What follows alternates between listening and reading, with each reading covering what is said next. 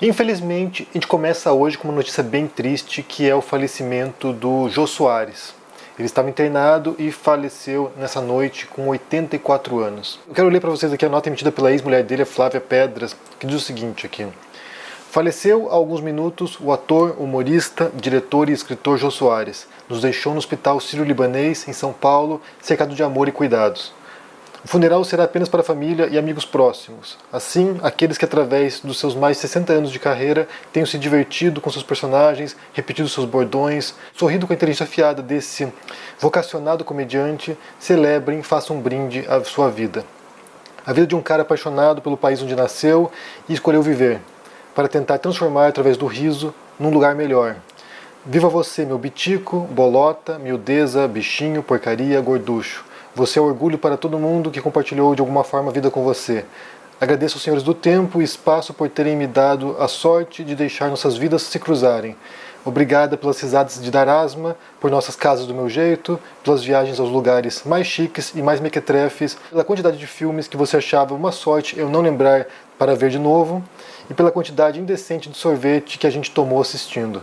Obrigada para sempre, pelas alegrias e também pelos sofrimentos que nos causamos. Até esses nos fizeram mais e melhores. Amor eterno, sua Bitica. Essa foi a nota emitida pela Flávia Pedras à noite, e com esse fato, com essa tristeza agora, se encerra mais um capítulo da TV brasileira, da cultura brasileira, porque o Jô Soares marcou uma geração, assim como muitas outras pessoas. Eu cresci assistindo o Jô Soares, tanto na TV Globo com o Vivo Gordo, quanto depois quando ele começa o seu talk show lá no SBT, depois vai para a Globo com o Jô Soares 11h30, e depois o programa do Jô, e foi uma pessoa que realmente, como eu falei, marcou uma geração inteira, acho que muitos de nós acompanhamos a trajetória dele como host, como apresentador de um talk show, e ali ele levou, milhares de pessoas, possivelmente, para serem entrevistadas. E para qualquer pessoa, relevante da cultura, ou da política, ou, que esteja em visibilidade, era, a sensação de que você havia atingido um ponto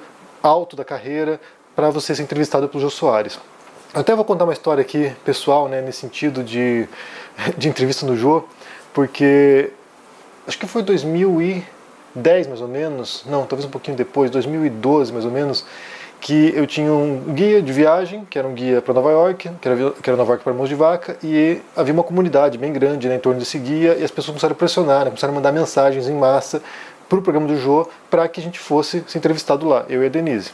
E aí, depois de muita insistência, muitos e-mails enviados, centenas de e-mails enviados para a produção do Jô, eles nos contactaram e convidaram para ir lá, para participar do programa.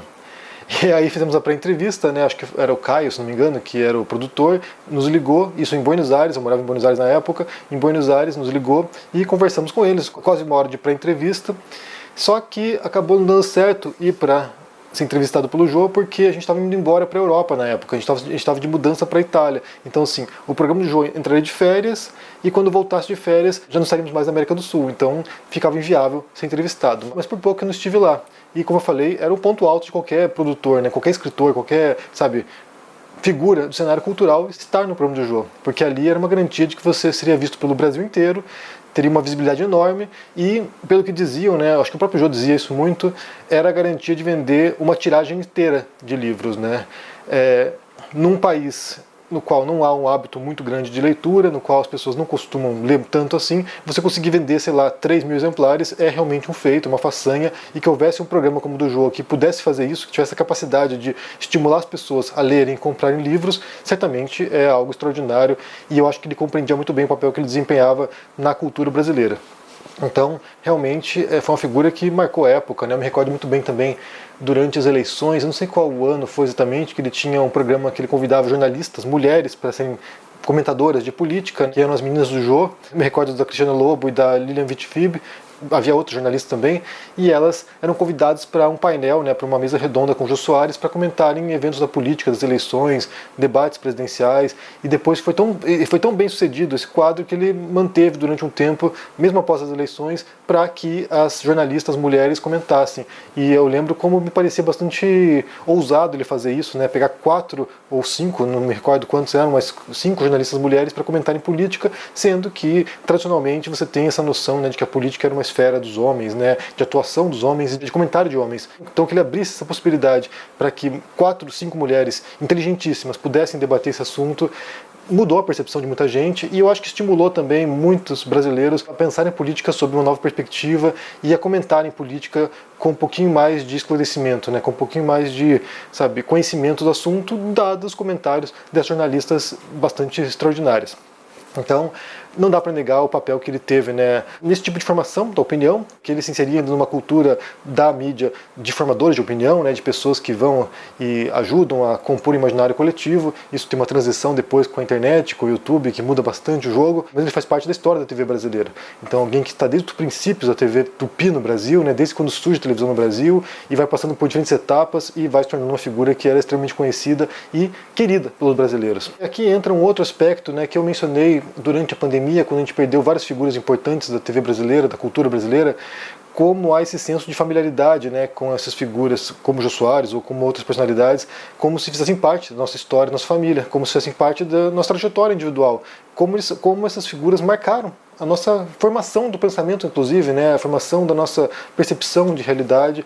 E para mim é muito difícil, sabe, pensar na minha juventude, sei lá, 17, 18 anos, ou até menos, inclusive, sem assistir ao programa do Jô, o Jô 11h30, né? Então, assim, eu ficava até mais tarde acordado para poder acompanhar as entrevistas, poder acompanhar o que ele dizia e me imaginar naquele sofá, me pensar naquele sofá, que quase aconteceu, como eu disse, né, quase estive lá, de me pensar naquele sofá, e também a importância dele importar esse modelo, né, porque é um modelo americano de talk show, né, que é um host apresentando um programa, entrevistando as pessoas. Não sei se quem inaugura isso é o David Letterman, mas certamente ele se inspirou bastante no Letterman.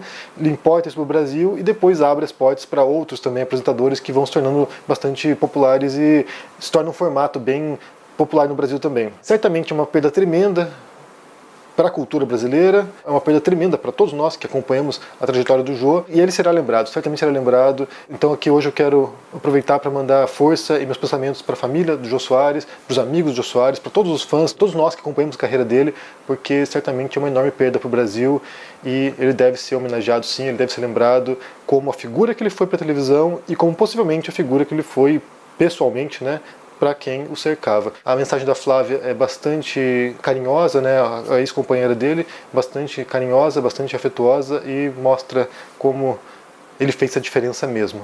Então, é um dia triste para todos nós e também é um capítulo que se encerra da TV brasileira. Como aconteceu ao longo da pandemia, a gente viu várias pessoas, sabe, cruciais para a televisão, fundamentais, marcantes, que também se foram, então é isso. Bem, eu quero saber o que vocês pensam sobre isso, qual é a relação que vocês têm com a figura do Jô Soares, né? Se vocês acompanhavam os programas dele, se vocês assistiram, o que vocês recordam do Jô Soares, deixe aqui embaixo no comentário, se inscreva no canal, ative o sininho para ser notificado de vídeos novos e também confira agora nas livrarias o meu livro novo, Como Vencer um Debate Tendo Razão. Infelizmente, esse livro não vai poder chegar até o Jô Soares, mas se cuidem por aí. Tchau. Olá, meus amigos e amigas do canal do Henri Bugalho. Eu sou o Eduardo Moreira e tenho um convite especial para fazer para vocês. Poucas vezes em sua história, o mundo teve ao mesmo tempo uma pandemia das dimensões da Covid-19, um conflito armado envolvendo uma das maiores potências militares do mundo, como o conflito entre Rússia e Ucrânia, e uma guerra comercial envolvendo dois gigantes como China e Estados Unidos. O que isso significa em termos de riscos e oportunidades para os próximos anos e décadas?